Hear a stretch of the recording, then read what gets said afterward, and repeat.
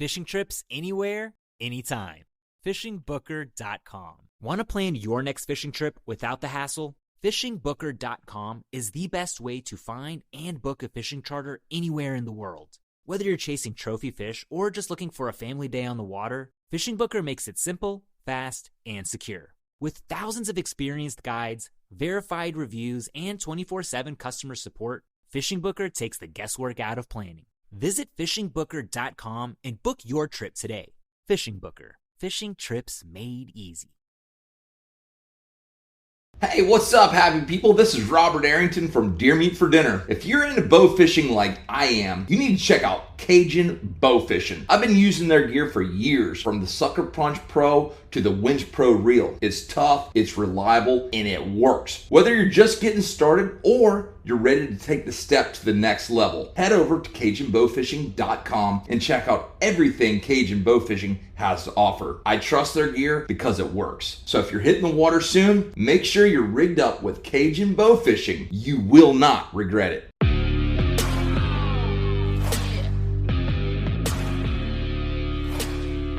All right, everybody, welcome back to another episode of the Bowhunter Chronicles podcast, brought to you by Huntworth. Huntworth gear for all types of weather, all types of terrain, all types of budgets. It's clothing that just works. Check them out at huntworthgear.com. Well, turkey season is in full swing, and I've yet to get out in the woods.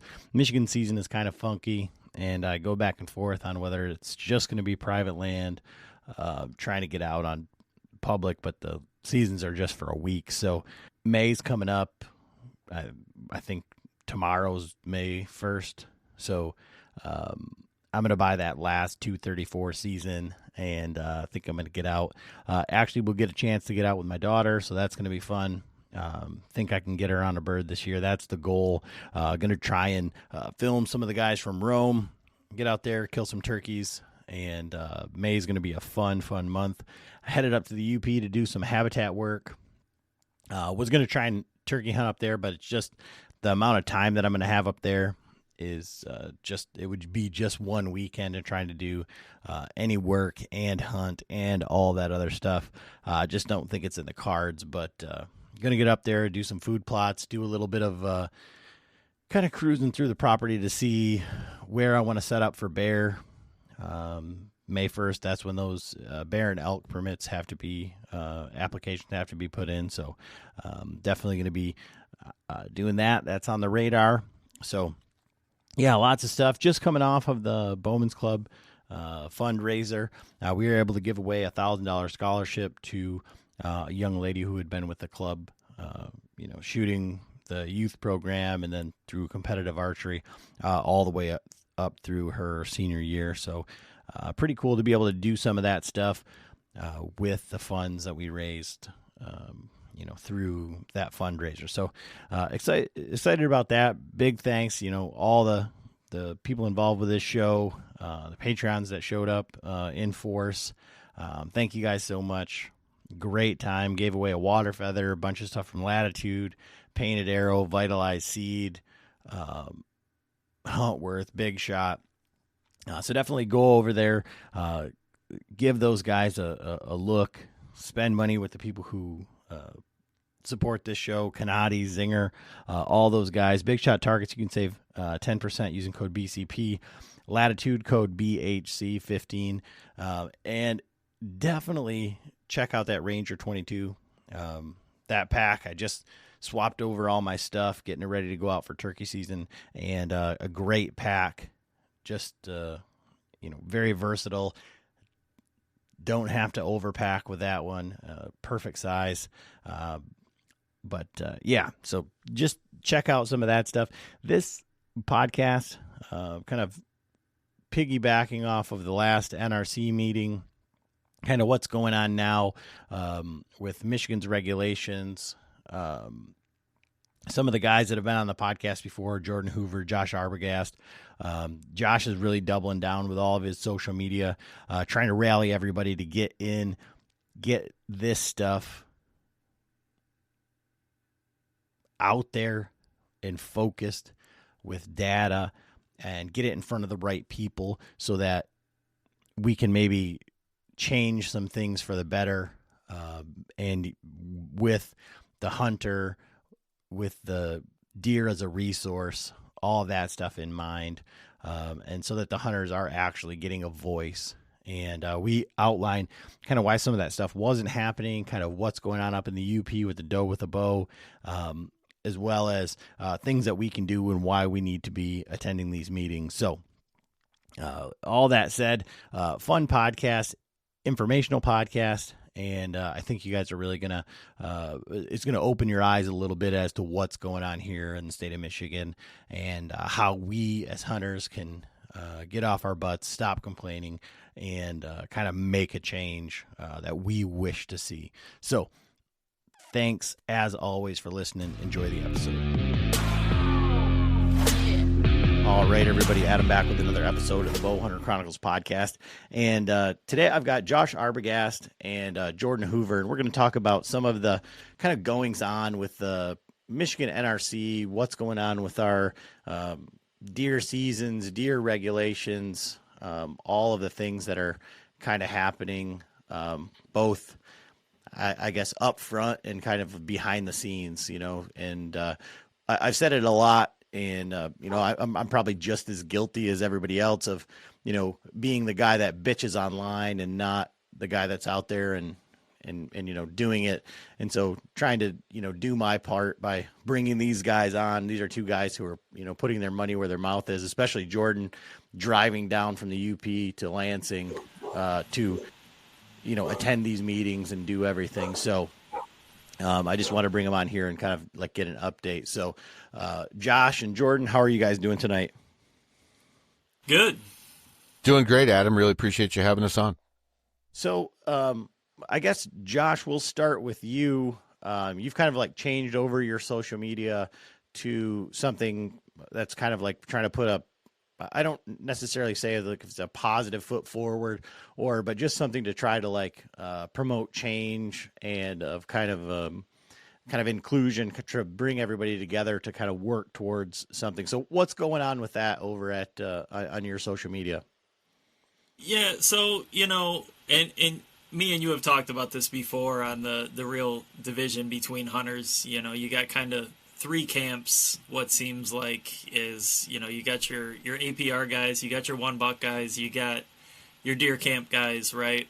And there's just a lot of division, and it's always a lot of argument and a lot of spewing back and forth.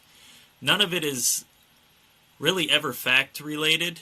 It's never really conservation based. It always has a goal of just guys that want to fill the freezer versus guys that want better deer management, or some guys, that just want bigger antlers, right? And so I kind of started to switch everything over to try to put some facts out there on, I don't want to say bring everybody together, because nobody's ever going to be all in one room. That'd be great, but to try to put some things on paper and give a little bit more of a visual representation on how to change things here in the state.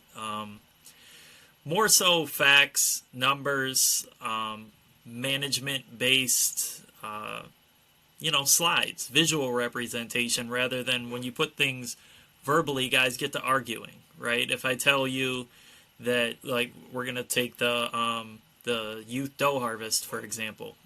If I say it's only 2% of the harvest, some guy's going to come back and say, well, that's 2% of dads shooting deer, right? Well, if you put it on a visual representation, there's no argument, right? Because numbers don't lie. So it's just more so to put it in a visual representation, help you retain the facts a little bit better, maybe absorb it before, you want to start to oppose it a little bit. Sure. And I think that that's a great approach. And I think, the visual representation is both good and bad. And I'm going to play devil's advocate on this. I'm just because that's what I do.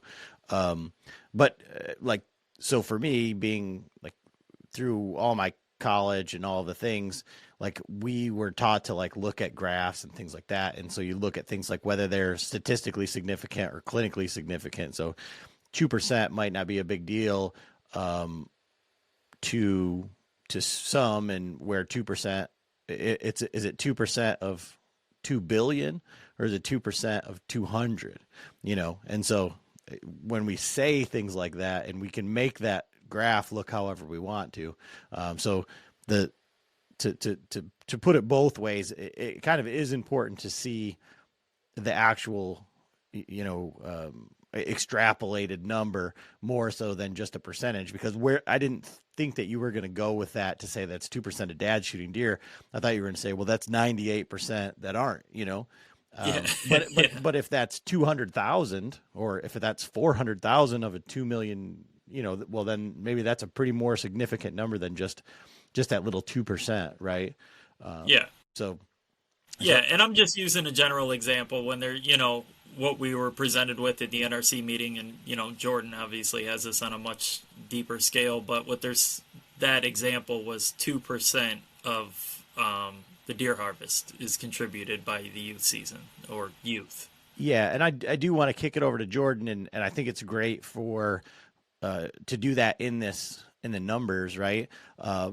So Jordan, like, I think since we last talked, like, you're now the chairman of the UP Deer advisory team, right? Or something like that. Yep, the UP Deer advisory team. Yeah. And so when Josh is here talking about numbers, and I just pulled up the deer harvest for Michigan, one of our Patreons, he had said, the amount of deer, and the big thing is like does in the UP and all of that stuff. And when we're talking about numbers, I looked, and up there near Copper Harbor or something, there was like 161 deer reported, right? And then, you're looking in the triple digits around that top, 500 here, 600 there. And that's reported, right? And I think that's where I have hunted in the UP my entire career of hunting. I'm familiar with somewhat of the mindset up there. And I know that there's people down here that have that same argument that say, well, that's only the amount of people that reported. That's not the number of deer that were harvested. And there's people that shoot deer all year round. And so do you think that those numbers that are reported are accurate for the actual harvest? Or do you think that that's just the number? Obviously it's just the number of people that have reported, but how big is that gap there? Obviously I'm not privy to the DNR models in specific and how they function and how they extrapolate their data. But I do know, their deer population estimates, things like that, when they're playing around with those sort of things, they're pulling data from all different places. For example, car deer collision statistics or DMAP tags or reported buck harvest, whatever it is. So it's kind of a conglomerate, this big soup, if you will, of data that goes into the pot. And it's not any one data point, I don't think, that really carries the day. It's the conglomerate of the data points that in the end matter. Now, to directly answer your question, do I basically have a high confidence in the reported harvest? No, I don't. And I guess I'll just speak frankly. The UP is one of the few places I would argue left in the lower 48 that is kind of one of the last frontiers of freedom. And people here have a decidedly anti-establishment view, and they believe in small government, and they don't want people sticking their nose in our business. And I think that there's a lot of guys that feel really strongly that it's not anybody's business where I shot my deer, and I'm not telling you nothing. I think that's a very real issue that we have here. And the irony of it is, the very same guys, right? They'll come out at the DNR and they'll say, well, you guys don't know nothing. You don't have any data. You don't have nothing to stand on, but then they don't want to give them any data. Yeah. And that's kind of what I would say too. I mean, that's where I was going with that is I feel like that 106, I dare say that we're at least double. And again, so Josh, back to like what I was talking about, right? If I say double the amount of deer were shot in whatever county that is up in Copper Harbor, the tip of the UP, you could be like, oh my gosh, that's a lot of deer. Well, that would be 322 deer. Like that would be another 161 deer, which in the grand scheme of things. And then to the same point, if you are as we're getting into this like doe with a bow thing and doe harvest and buck to doe ratio, if you're a suit in Lansing that just fly fishes and doesn't know anything about the UP, doesn't know anything about deer hunting, and you say, well, they only killed 161 deer up there, and our deer numbers are low, then they're gonna say, well, we can't be killing these deer because they only killed 161 of them, and there's how many people and how many hunters, how many tags were sold up there, because they don't have the data. And so that's a real problem. It is a problem. I mean, that is a problem. And I think that this is kind of where we start to enter the conversation of, and Jordan kind of alluded to it, where I don't want to say that we need to trust the government, right? Because none of us, we're all kind of the same mindset. We've all been here our whole life. But we all need to trust the process in the aspect of this is what we're attempting to do to fix our problems, right? And they've thrown us a bone here with the deer advisory team. I think that this is a huge deal. It started with the DMI, right? But then they threw us another bone with the deer advisory team. And these aren't elected officials, these are volunteers, these are hunters, these are sportsmen, and they're attempting to make a difference. And we need to support them.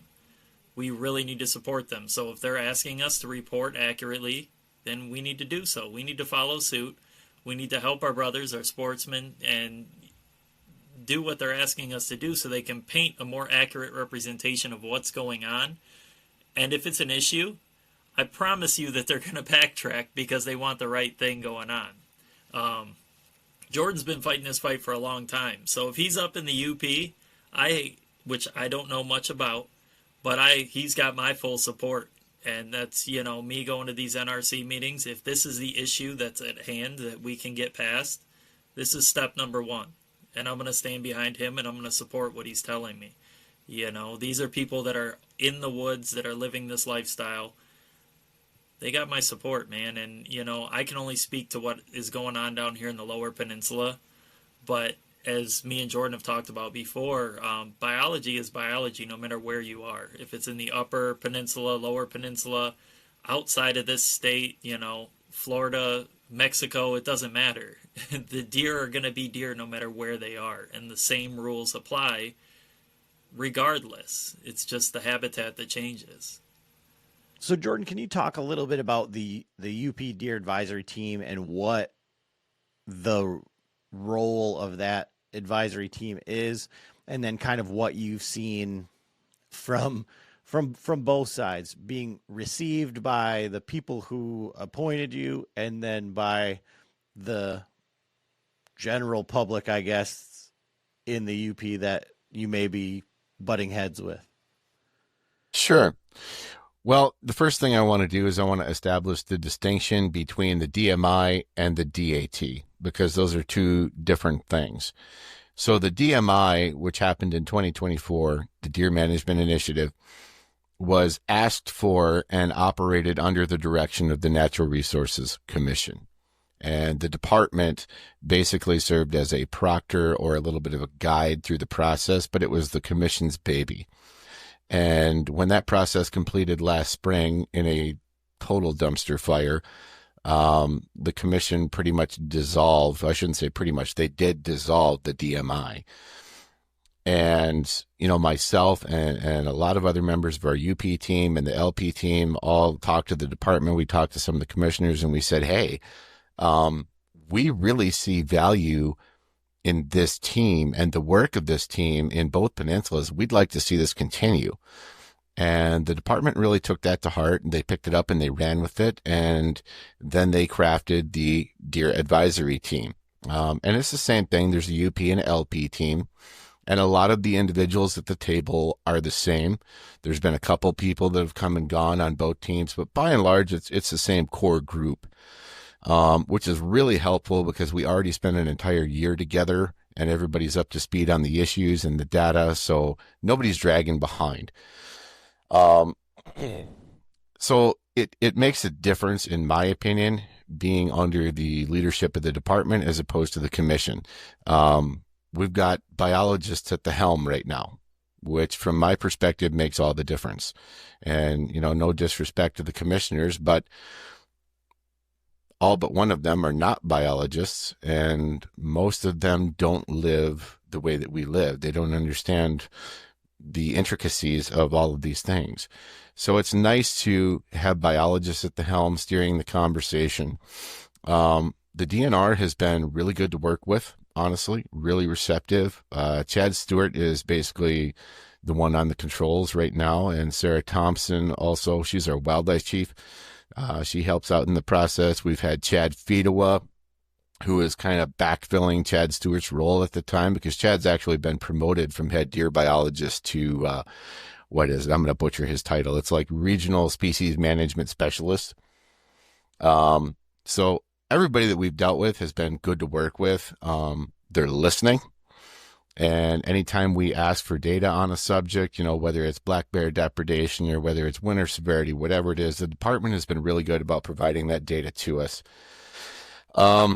As far as, community level feedback, I think it's been really good overall. I started doing something a few years ago that I coined the DOE project, DOE, which stands for Deer Outreach and Education. So I'll travel around on my own dime and go to sportsmen's clubs, and I kind of give them, a list of topics. What do you want to hear about? You want to talk about wolf depredation? You want to talk about deer yards? You want to talk about fawn fecundancy rates? Whatever, antler development. And I'll just go there and we will just literally talk deer. And people have a lot of questions, of course, about the process, how the sausage gets made, and deer in general. And it's been a really, really good opportunity to broaden a few perspectives a little bit and to gain valuable feedback from other areas of the UP where, I don't personally hunt. It's been good. Unfortunately, I would say overall, the public perception has been kind of skeptical as to our ability as a team to get anything good done for the deer herd. As you're well aware, the DMI ended rather badly last year, and the NRC unilaterally rejected all the recommendations from both teams. So, there's some people kind of sitting back and saying, yeah, we'll see. Have fun beating your head against the wall. Yeah, and that, I guess, is the basis of my question, because it seemed like with the DMI, what happened was there were some very loud voices that had political ties or whatnot that were kind of pulling the strings on the NRC panel. And it seems that there's the old guard in the UP that don't want to kill does. And so I've read a lot of things that you've put out and that Josh has put out through his page with proper buck to doe ratios and all of those things. And we think about that, in a very utopian world for us, saying, okay, well, look at Ohio, look at Indiana, right. Look at Iowa, look at Kansas. And we, a lot of people say, well, we need these buck to doe ratios to grow bigger bucks. But again, if you're dealing with Chad Stewart and the DNR and the biology of it, is that it should be about herd health and not just antlers and what the quote unquote trophy hunter wants. Right. And, I've kind of taken a step back, not in the way that I feel about any of this stuff, but just the way that I approach it, whether you can complain about having muzzleloader season be the entire rifle season, right? Like you can just use whatever weapon, for the entirety of the muzzleloader, but we're not shooting enough does here in the Lower Peninsula. So they're just trying to say, hey, here's an opportunity to kill as many animals because we need these deer to be killed. And then in the UP, again, if I'm a fly fisherman in a suit and I see that they only killed 161 deer, maybe I think that there's only 165 deer in the UP in that county. So why would I want to open up more deer harvest? Right. So what's going on with those numbers as far as buck to doe ratio, the fawning, the buck health, all of that? Oh, that is a big question. That is a multifaceted answer, and I'm going to do my very best to break that down succinctly and try to be as brief as I can. But know that is a complicated answer, Adam. So first and foremost, I guess you got to start at the beginning, which was 2015. And that was the year that the Natural Resources Commission decided to revoke the archery doe tag throughout the Superior watershed. And that decision was a direct response to two severe winters back to back in 2013, 2014, when a lot of deer died. You might recall, Adam, I don't know how bad it was where you're at in the UP, but in 2014, I got 38 inches of snow the night of the 14th, literally overnight, 38 inches. It was a tough year. Everybody was kind of wringing their hands, and a lot of the stakeholder leadership, a lot of the old heads was just climbing the walls with the commission. You got to do something. You got to do something. And 2015 was also Chad Stewart's very first year with the department, just as a data point there. So they all went to Chad and they said, Chad, you got to do something. And he looked at the regulations and he goes, man, this is the most restrictive license structure. There's nothing left to take here. What do you want me to do? And honestly, Adam, it became not a biological decision, but a decision made because, air quotes, we have to be seen doing something. And that something was taking away the archery doe tag. The stakeholder group leaders felt that would make a difference. And the base ideology there is does make babies. So if we don't shoot the does, then we're going to have more deer. Unfortunately, that's a complete biological fallacy. And if you consult any respectable deer manager across the country and ask them if warehousing does is successful, they will tell you no. It simply doesn't work that way. But nonetheless, that policy was put in place and largely agreed to amongst Yoopers because everybody wanted to do something to help, at least in the short term. And that's all that regulation was ever supposed to be, was a short-term protocol to help buffer bad winters. Well, 10 years later, that policy is still in place today. And numerous times throughout the years, Chad Stewart and the Department of Natural Resources have come back to the commission and they've said, listen, we need to reverse this. And we're concerned about what we're seeing. We're concerned about herd health dynamics, buck to doe ratio. We need to put it back.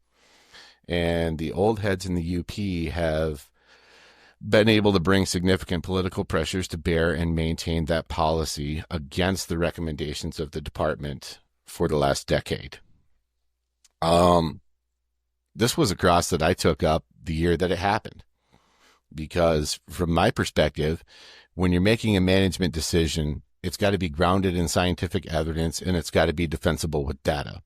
We don't just walk into the control room of deer management and start flipping levers and turning dials because we got to do something. You do the right thing at the right time in the right way. Otherwise, you pay the price. It might not be today, it might not be tomorrow, but eventually you'll pay. And we have. This policy in the UP has devastated us. And a lot of people don't understand the biology of why. So I'm going to hit 4 points here. In a healthy herd, a buck to doe ratio that's considered good in a wild free range herd might be 4 to 1. That's pretty darn good if you can get to 4 to 1. So in a healthy herd, a buck will lose roughly 1/3 of his body mass index during a traditional breeding phase because they're not eating much. They're just running, they're chasing does, they're fighting. They're continuously losing fat. So when you have these buck to doe ratios that we have, which I'm pretty comfortable, Adam, using a broad brush and saying approximately 12 to 1, plus or minus preseason. There's areas I know that are better than that. There's areas I know that are worse than that, but I'm pretty comfortable with 12 to 1, which is triple what it should be. So if we do the fast math, what's 3 times 1/3? Well, that's a dead buck. That's the thing that people don't understand, I don't think, is that bucks are hardwired that they're just going to continue seeking hot does. As long as there's does that are entering estrus, and they will continuously every 28 days until they get bred, those bucks are seeking, they're chasing, they're breeding. We've had bucks on trail cam here in the western Michigamme highlands that were breeding the end of January. Just insane. You see spotted fawns into late October, even early November some years. So heightened buck mortality is the first data point because we're on kind of the northern edge of white-tailed deer range. And when a buck or any deer for that matter enters into the deer yard for the winter, they're in continuous calorie consumption. They're losing the entire time they're in the deer yard. So whatever reserve they go in with, that's what they've got to coast on until spring. They're not going to go into a deer yard and replenish themselves. And I don't think that a lot of people understand that.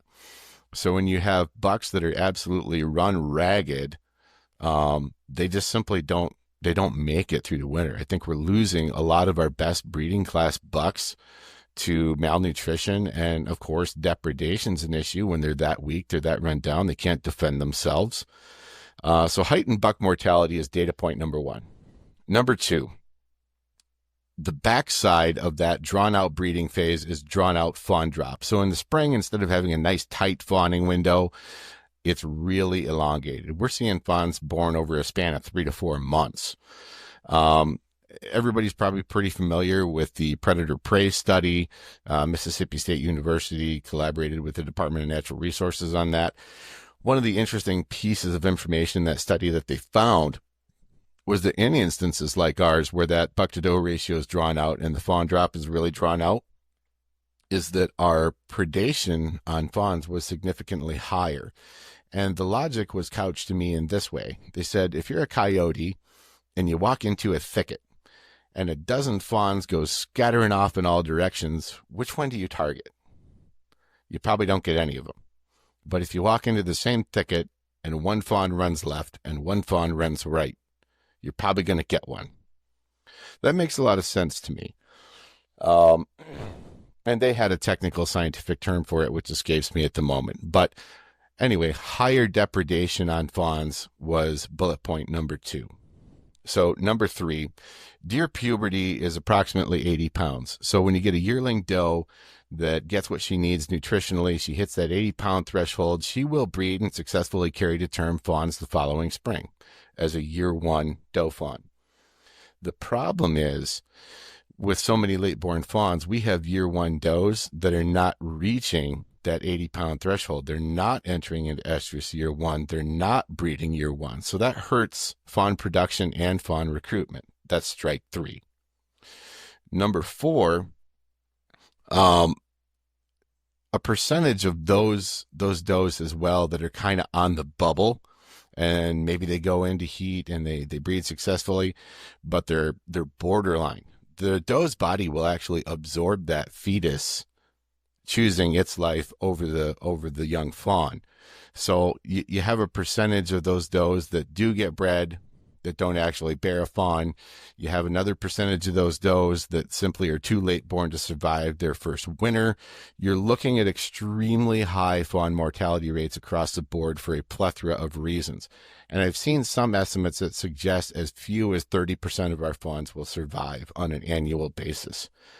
And you hear people say all the time, especially some of the old heads, man, the deer herd, it just doesn't bounce back like it used to. It just doesn't bounce back. Well, when you're talking about a 30% fawn survival rate, of course not. Of course not. And on the back end of this, and this is another discussion that we can save, but our winter complexes are not in good condition.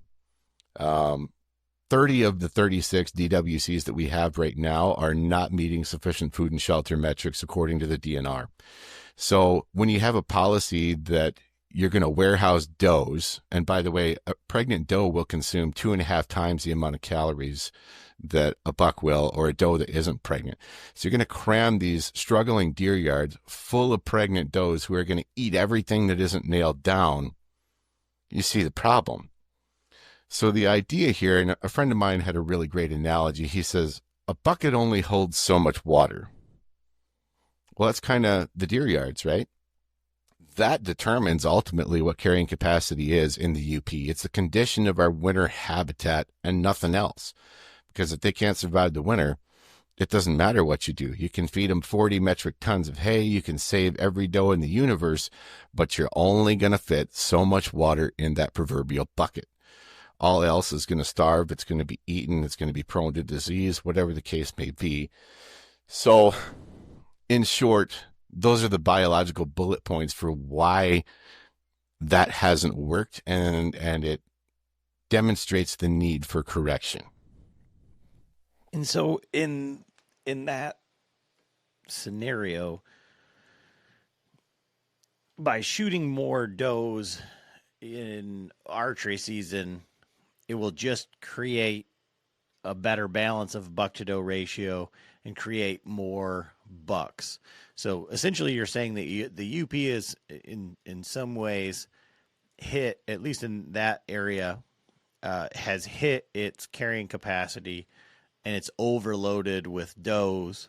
And I think one thing that you didn't say in there, or you'd have to like kind of figure it out on your own, is that some of those fawns that are being eaten by the coyote when he goes left, the ones that are being reabsorbed, and those does that are dying, some of those are bucks, right? And so the bucks that do make it are now, as soon as they can breed, they're the ones running themselves to death. And so we're just leaving more does, right? Am I understanding this correctly? Yeah, and I mean the keystone to this whole thing is all of the bullet points that I highlighted, your multiple strikes against fawn recruitment, fawn survival, heightened buck mortality, damaging winter complex habitat. Every single one of those problems stems from severely imbalanced buck to doe ratios. Well, how do you fix that? You conservatively tighten the ratios. So from your words, the old heads who are saying that the herd is not bouncing back or whatever, do they say that there is a low deer population in the UP, or is it more of they're just not seeing the bucks? So that's a two-part answer. The first one is people do say they see fewer bucks, but the broad assertion from the old heads is, air quote, we just don't have any deer.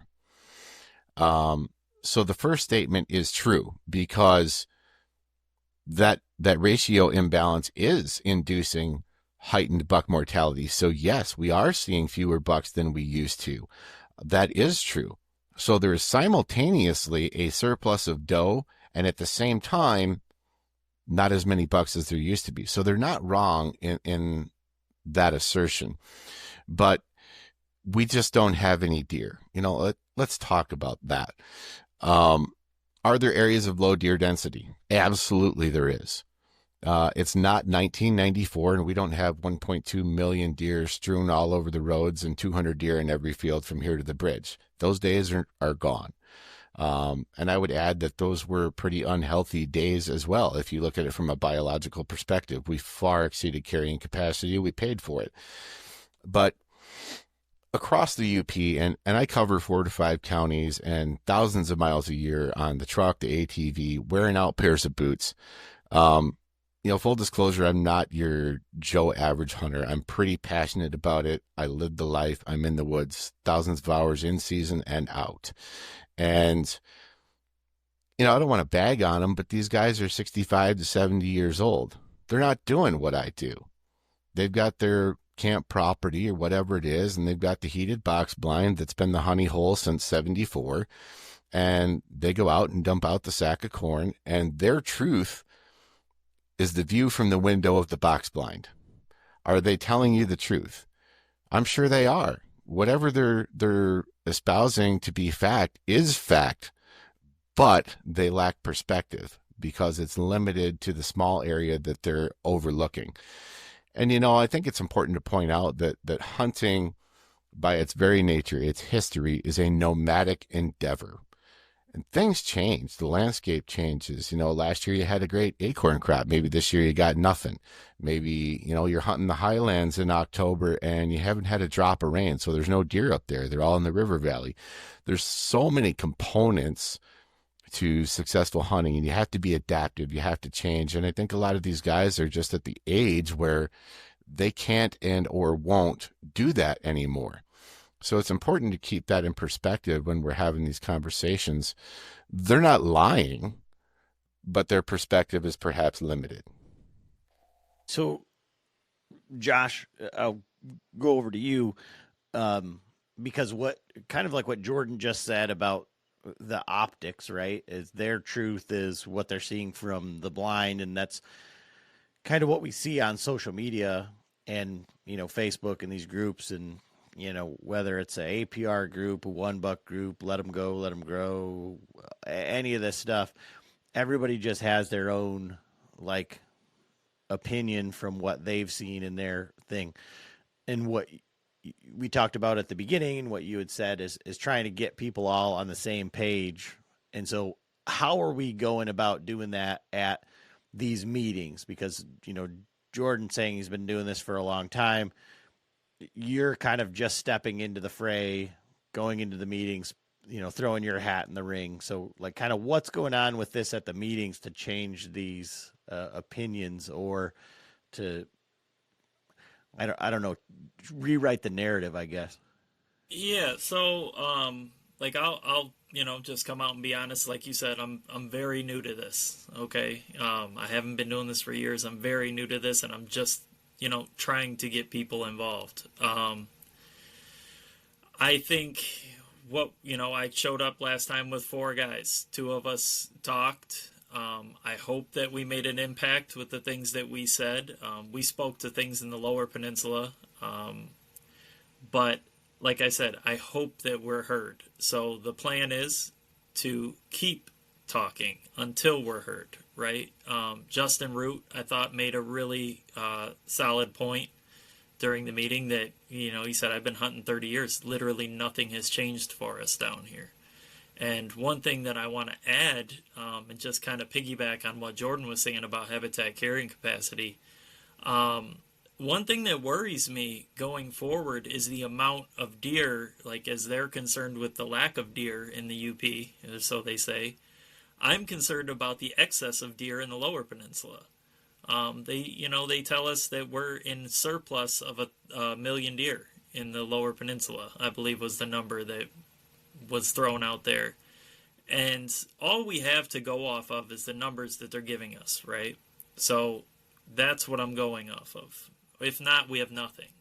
So it's our starting point. We have to have a starting point, and it's what they're giving us. And they're attempting to do that. So I'm going with it. And from what I see, I see all these deer, and I hunt the thumb. I hunt, a lot of areas just mid-Michigan and things of that nature. It's a lot of ag and a lot of small blocks of timber, right?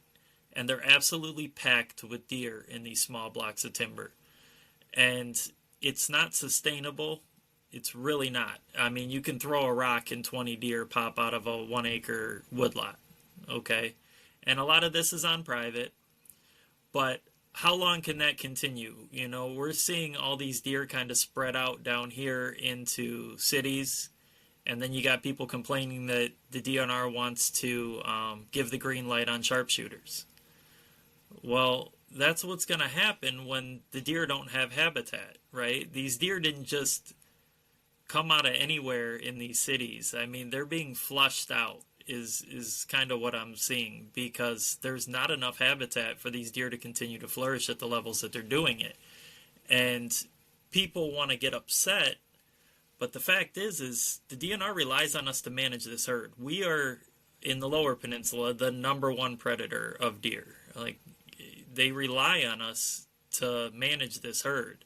And when we don't do it, there is going to be other measures taken or greenlit to allow it to happen. And I think that's one of the biggest arguments that we're facing right now is, people getting upset about things like this. But ultimately, and I'm not pointing fingers, but this is our fault as sportsmen, and that's why we need to get involved. We need to be keen to these facts that they're giving us. Okay, we need to really acknowledge what they're telling us and not say you don't know what you're talking about, because they do. I really believe that they do. And we need to embrace it, and start saying, hey, maybe there is too many deer. Maybe I shouldn't have 40 does in my, 2-acre woodlot, and I should do a little bit of control on that.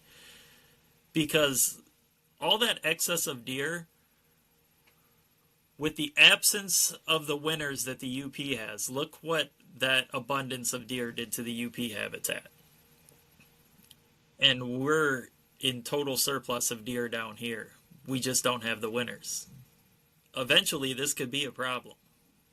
So I've not been to one of these meetings, and I like some of the questions that you guys are putting out there on social media as far as, you know, what are your barriers to getting there, you know, to try to make these things more reasonable. But, you know, it's got to be, and I, you know, whatever, I'm small government too, but it's got to be really difficult for the NRC, who, you know, they don't really, it doesn't sound like, I guess, in the way that they've been painted, is that they're not on the same passion level as we are, generally speaking, in deer hunting and things like that. But the two guys that are sitting in front of me right here couldn't have stories that are further apart, you know. So there's deer everywhere here, and there's deer nowhere here. But it seems like a very difficult seat to sit in, right? And for the meetings being in Lansing, covering all things, not just deer, not just the things that we care about, but, you know, wolves, coyotes, bears, everything else that's involved. The bureaucracy that happens has to be just,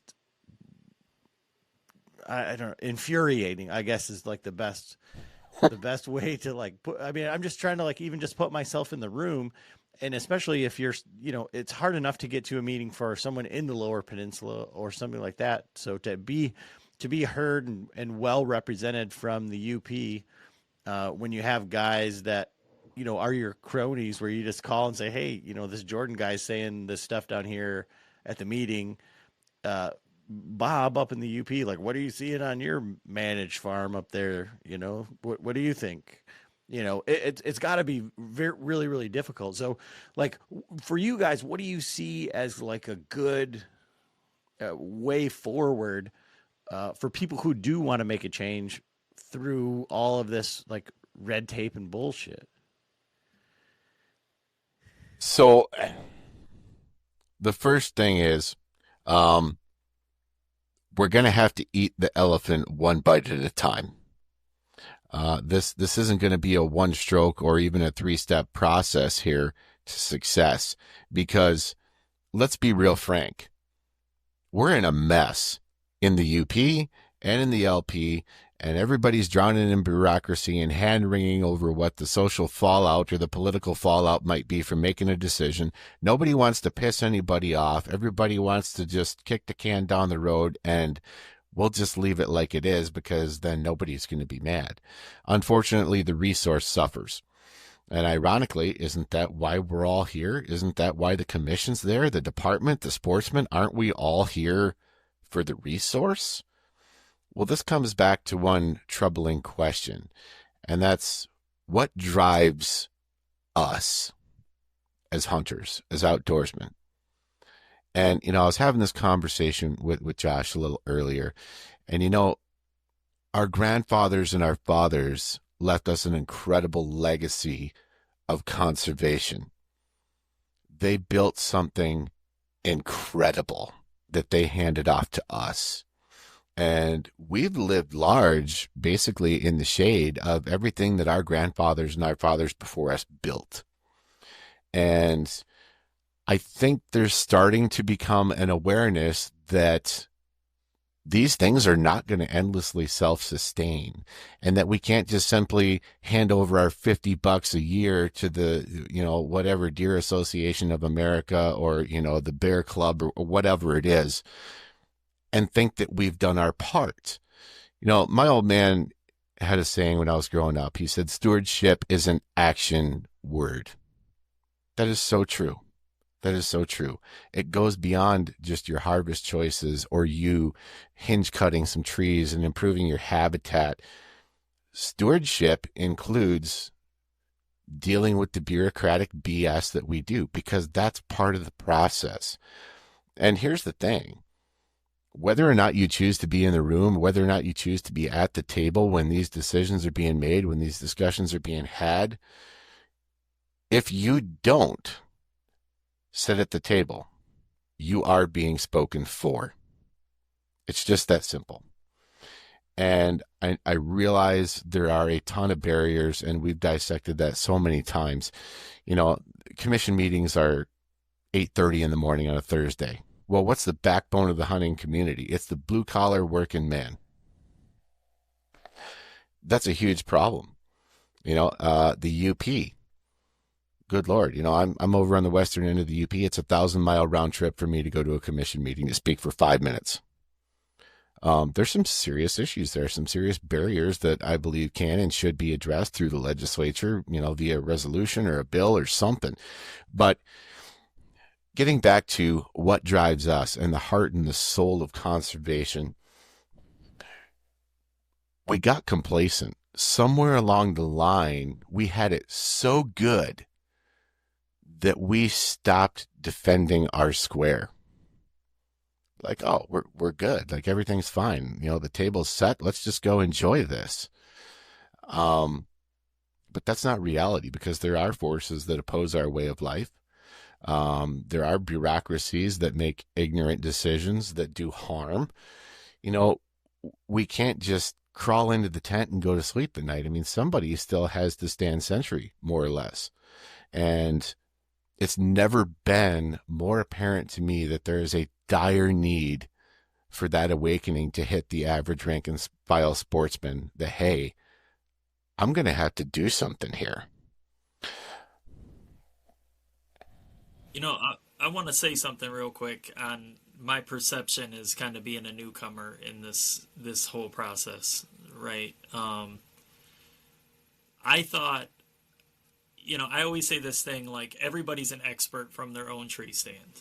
Okay, so kind of touching on what Jordan was saying about, some of the old timers up in the UP and, what they see. And everybody has this perception of what's going on. And when you shift your tree stand 50 yards to the left or to the right, everything changes, right? You could be seeing nothing and then you see something once you make that move. A lot of mobile guys, can attest to that. Well, that's kind of what I noticed when I went to this first, NRC meeting, right? I had this perception that this whole thing was just going to be this clown show, this circus, and don't get me wrong, there's some struggle there. But when I walked in the room, it was very evident on what was going on and who sat where, okay? These guys over here were clear sportsmen, and these people were clearly not. And to Jordan's point, when he says, if you don't show up, somebody else is showing up and speaking for you. A lot of these people that are showing up and speaking for you are not there to represent you in the least bit. They're not there to represent the sportsman, let alone your interest as a sportsman. Some of these people are there to essentially stop what you're doing. Their beliefs don't align with yours at all. So if we're going to protest this because we're small government, then you're fighting a losing battle uphill immediately. So that's kind of like what I was going to ask you is like, so you were saying, okay, there was 4 of you that showed up or whatever, and hopefully next time it's 8 and the following time it's 16.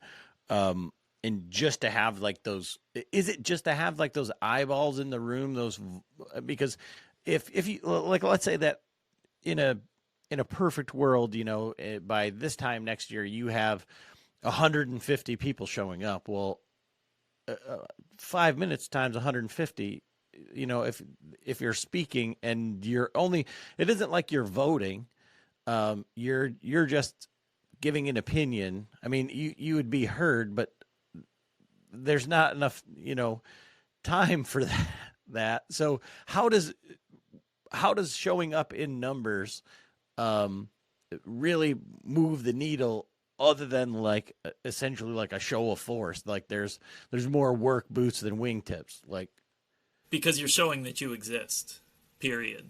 I honestly feel that way. I think, and I've made this comment that, I was a kid and my dad used to tell me, you're going to a party, you're going to maybe getting, a little tussle with some guys, right? You got your friends that know how to fight, and you got your friends that are just a body.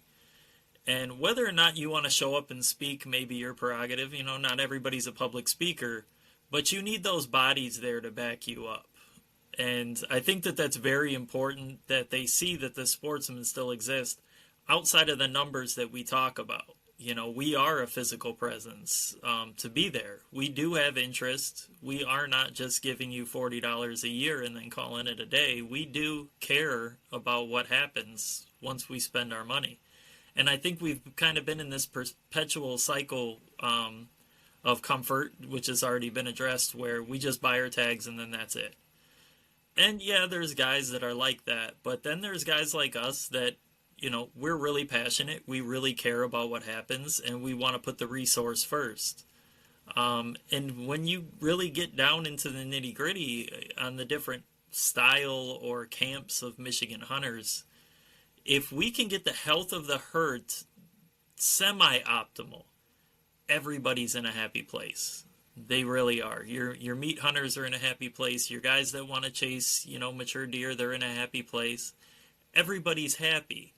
But what the NRC sees, and what we have to remember, is that the Natural Resource Commission represents all natural resources, not just deer hunters.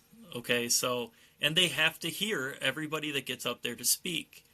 So if you have just Jordan and, you know, one other guy that rides 1,000 miles with him down from the UP, if it's just those two that show up and sit on this side of the room, and everybody on this side of the room wants to get up there and discuss the issues with gassing of geese and coyote harvest, and they want to put a halt to coyote harvest, there's 60 people on this side of the room making a speech, and then 2 guys over here.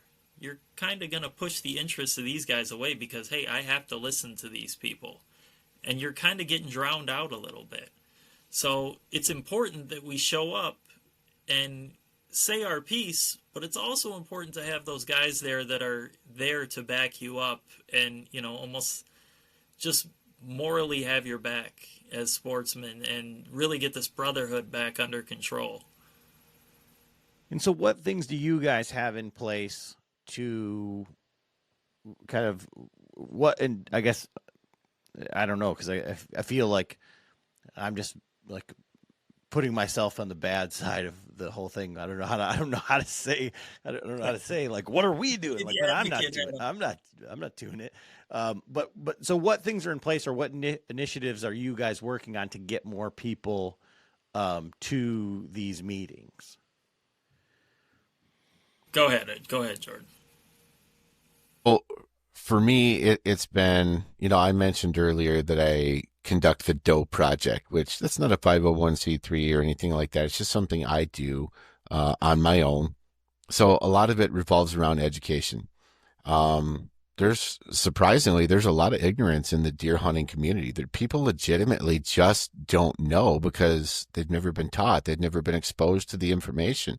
You know, I went to one sportsman's club up north and gave a presentation last winter about the deer wintering complexes. And it was about an hour and a half, and we had a great Q&A session.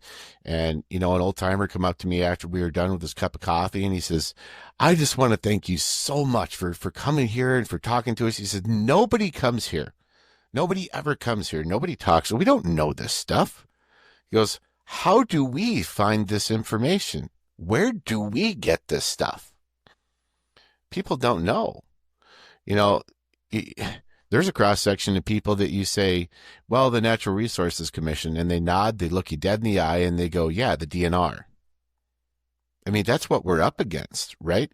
So education is paramount, and you've got to get out to the sportsmen's clubs. You've got to get out to the places where your fellow hunters are in your communities, and you've got to have the hard conversations sometimes, and you got to put yourself out there and provide information and provide resources.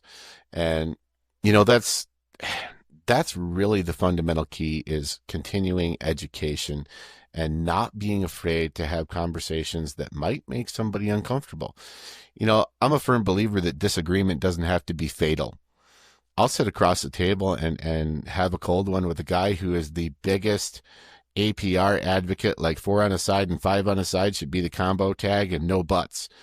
I'll sit across from him and I'll have a conversation, and I'll tell you what, Adam, even though there might be this one thing or maybe two things that we're really diametrically opposed to each other on, we're going to agree on 90% of everything else. And that's the hugest problem in the hunting community, is we're so polarized and we're so divided on that 10% that we don't agree on. We're busy throwing knives at each other across the room when the truth is we all agree on 90%. So my mission is to get as many hunters as I can to that 90% and keep pointing back to it. Hey, look, we all agree that we want science-based management, that biological science should be in the forefront. We all agree that we want a healthy, balanced sex ratio in the herd. We all have foundation stones of the faith, so to speak, that should unite us in cause. And Proposal G of 1996, which is the commission's mandate, set the table for that. All we have to do is follow it. And it's easy to get caught up in passionate disagreement because, you can put 10 hunters in a room and get 12 opinions. And the question was, are deer brown? I get that. But at some point, there has to be leadership in the outdoor community that kind of knocks people on the head a little bit and says, knock that off because there's more at stake. And that's kind of where we're at. So one of the things you said there, we're already seeing it with like the coyote stuff, right? But the Proposal G, right? So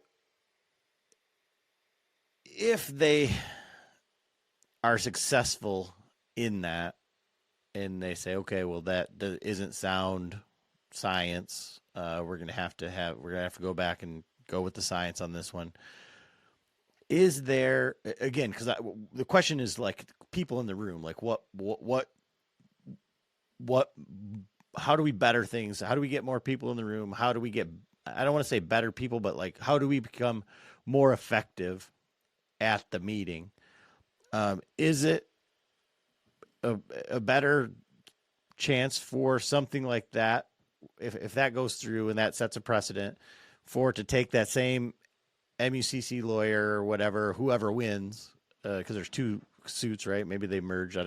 Not really up on it, but to have him in the room and be a representative for the science and to challenge the NRC at these meetings instead of just a bunch of guys going up and giving opinion. So there's plus and minus to this. I think, and it's just my opinion, if there was a legal win, handed down by a judge that, revocation of that 3 months of coyote season violated Prop G and it must be restored, I think that will strengthen Prop G a little bit. It kind of reinforces boilerplate that, hey, biological science is how we make decisions. And yeah, we're going to have a discussion about social science and, perception and all that, but biological science is the driver. I think it's a win there. But I would certainly hesitate to utilize, I'll call it lawfare, as a way forward. A lot of these organizations, deer groups, coyote groups, whatever it may be, they don't have bottomless coffers, right? And litigation is time consuming and extremely costly. And at the end of this, even if there's a ruling in favor of restoring coyote season, great. But, MTPCA, for example, they're going to be out, whatever, $50,000. Well, that's a pretty big hit for a small organization. And how long can you keep doing that, coughing up $50,000? Let's say you had to sue every other year. And let's say that happened 3 times over a span of 6 years. That's $150,000 for a small club to cough up in litigation over 6 years. They ain't got it.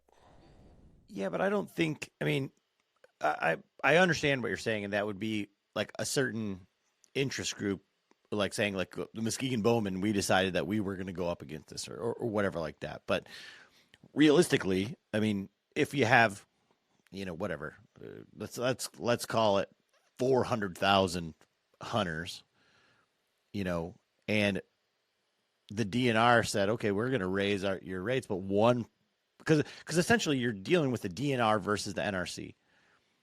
if we had something from Pittman Robertson, if we had something from the cost of our license, like where it says, hey, do you want to round up for conservation or whatever the hell? Legal Defense Fund. Right. And that went for the DNR to be able to have a lawyer in the room to, when they tried to pass these things, you said, hey, we can't do that because of this. I want to add something real quick that I've learned, though, that all this litigation and fighting against the NRC, pushing back, does not strengthen, it doesn't help the cause. The constant fight and bickering back and forth, it does not help anything. What needs to happen is, and it may be happening, we may be seeing it because now there's a biologist on the NRC, to work with the NRC through our eyes as hunters to attempt to change things. What we don't want, and I mean, he just said it, is constant litigation, cost, fights against the NRC. That's not the right way to do it. Well, but I'm not. I guess I hear what you're saying, but I don't think I'm saying what I'm thinking correctly. Is that if the NRC wants to do something that goes against science, I feel like it almost should be like the NRC is essentially like a Supreme Court or a jury for things that the DNR want to implement. Like they should look at it and say, very simply, like, science isn't wrong. Like we'll review it later, or science isn't right. Like this doesn't go with science, so we shouldn't do this. But it has popular opinion, so maybe we can, that would be some like arbitration to say, how do we get to do this? And kind of like what you try to do with the DMI. But it seems like if it's legally supposed to be something from the DNR that supports sound science, that should just be the bottom line. And rather than argue it in a court to figure out, because in this case, they passed something that that the DNR does not believe is sound science. And that's why there is this litigation. But if that comes down and it strengthens Proposal G, then why is the NRC allowed to make things? There should be like an oversight prior to them signing something that says, does this go along with science? That's all I'm saying. I'm not saying that we need to like be in a courtroom arguing the shit out. I'm just saying it seems like you should, like a legal case, say, this is what we are proposing. Checks and balances. Is there sound science? Is it lawful?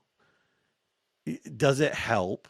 And then the NRC votes on it instead of just saying like, we voted on it, we don't care about the science.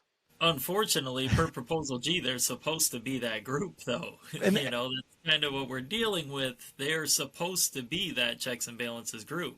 Right, and that's what I'm saying. If they win, if you put something above them and then above them and above them, and where does it end? You teed that up great, and I want to hit that home run ball off of that one. So, the Natural Resources Commission, in their inception, was supposed to be the guardian in the night that ensured all these decisions were based in sound scientific evidence. That was their entire purpose. Well, obviously, we've seen some disturbing things, some crappy decisions. We're all scratching our head. People are pissed. I get it. So the big question hanging out there is, how do we fix that? And there's a lot of quick opinions that get thrown out. Well, we need to abolish the NRC, get rid of the NRC. And I wouldn't do that because I think the idea is good. The core principle, the core ideology was good.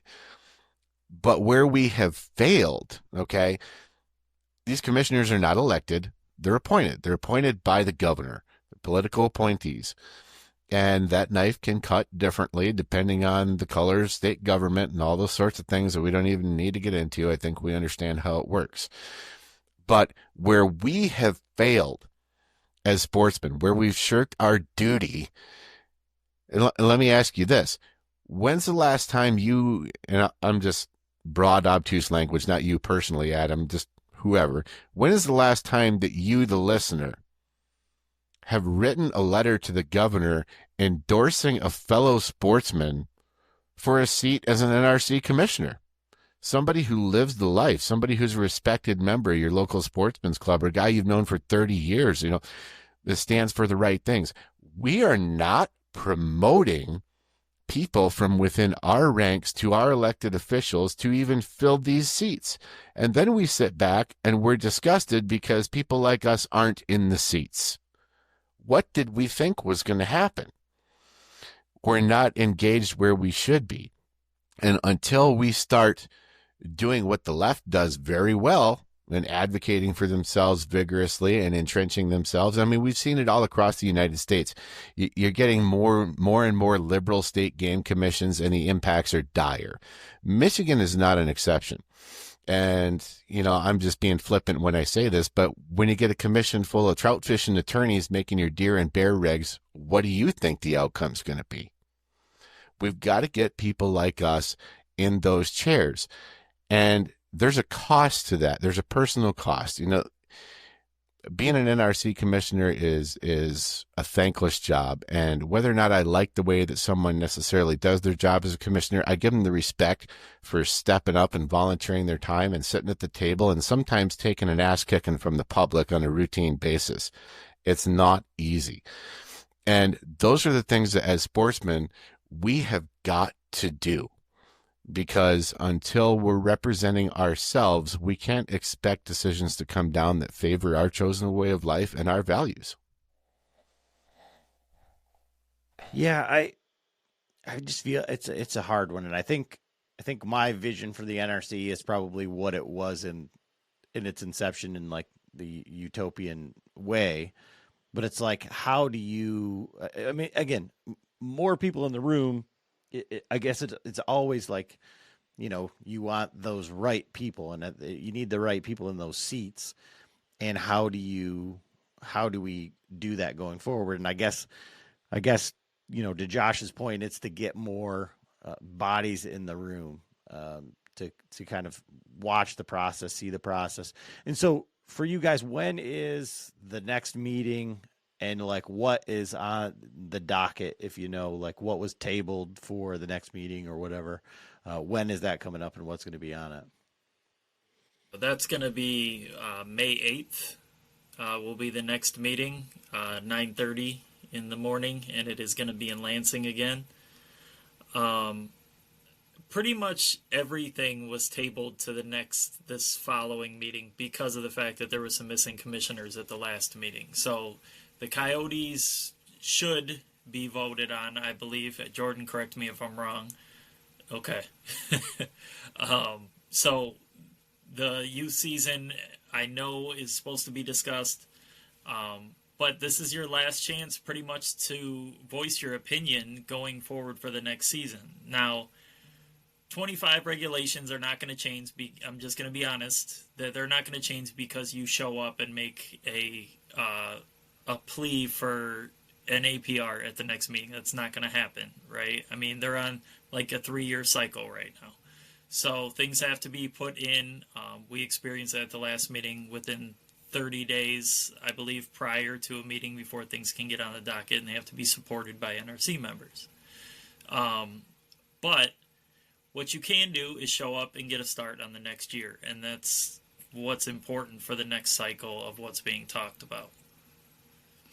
And for guys that are interested in showing up or that are considering it, and let's say for whatever reason they're passionate about X, Y, or Z,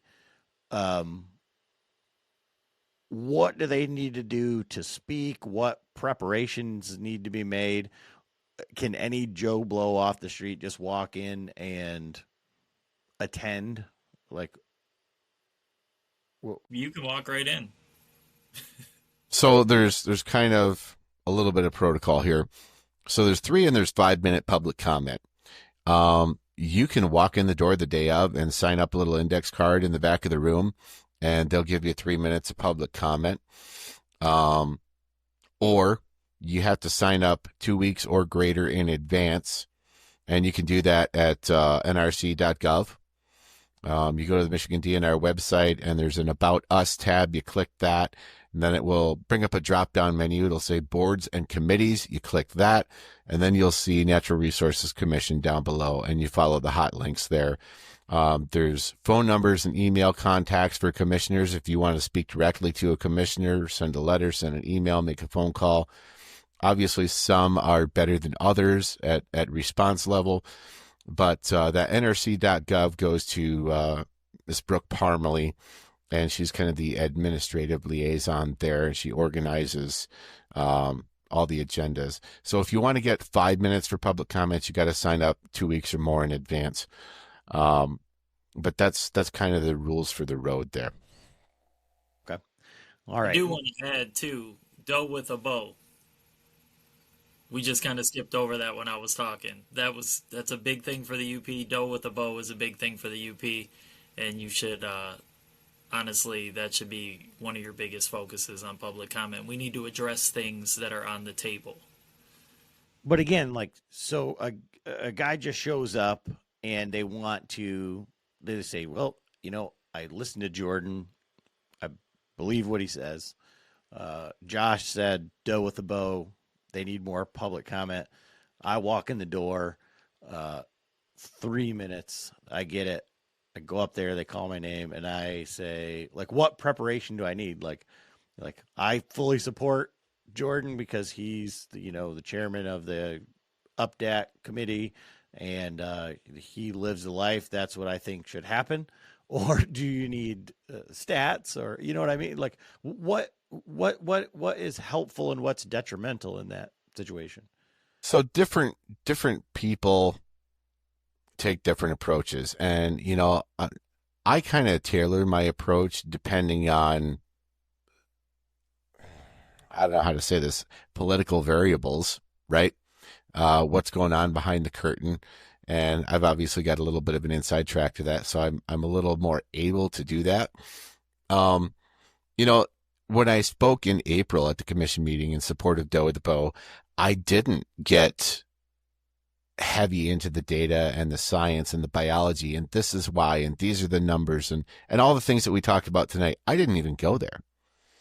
I was more personal about it. I shared my family's way of life and the value of the opportunity to harvest the doe with the bow to our communities, and how having venison on the family table in our small UP towns matters.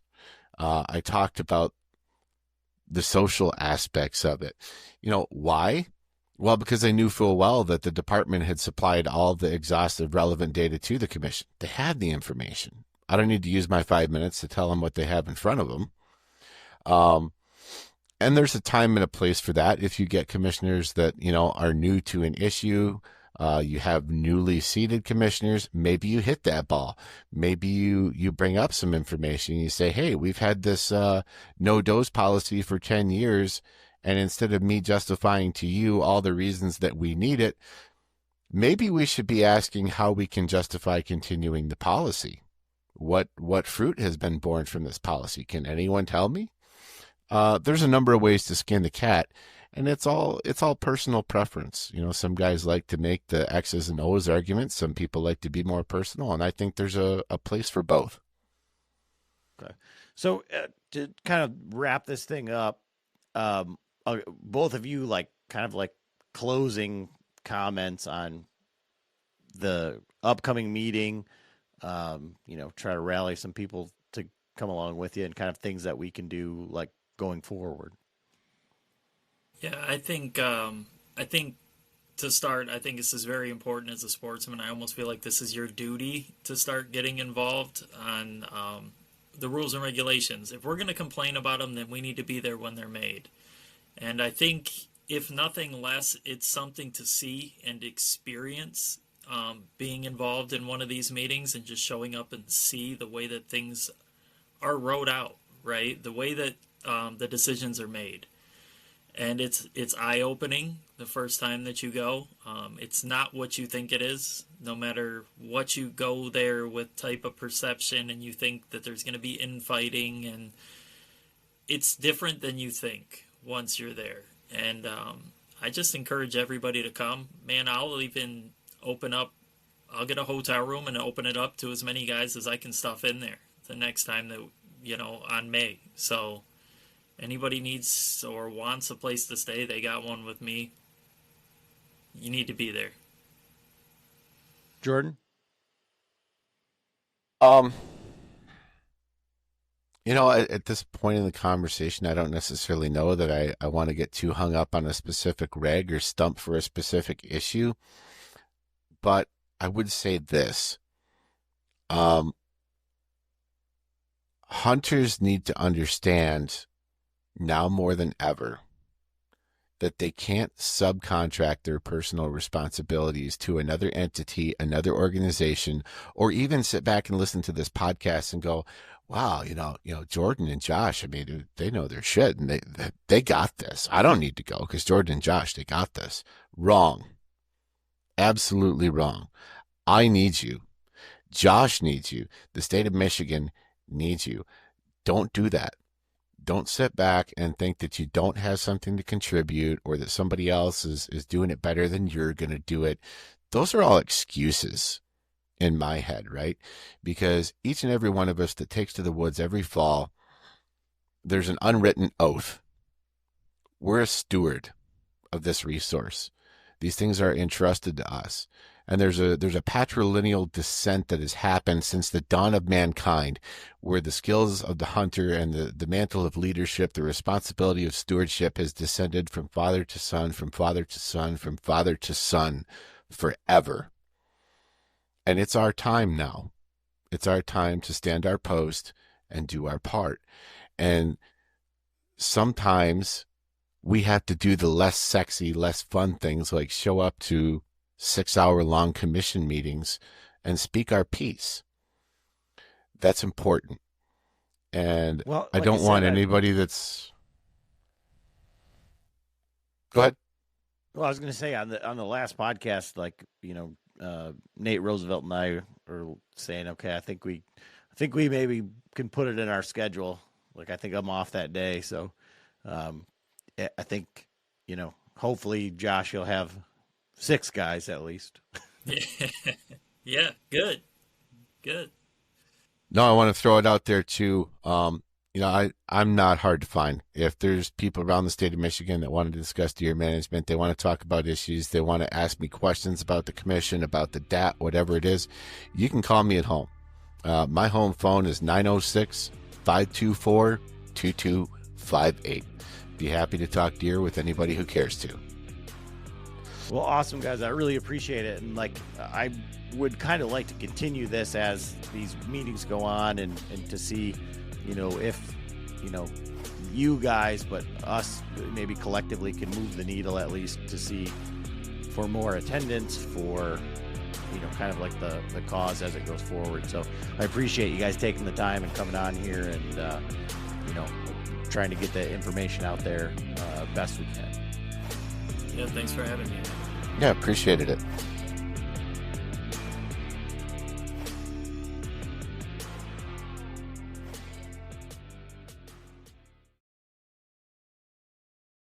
Create stories for life on a Scenic Eclipse Mediterranean voyage.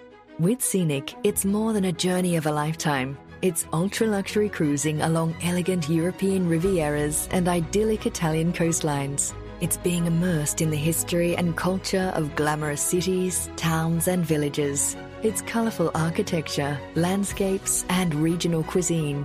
Scenic Eclipse, in a class of its own.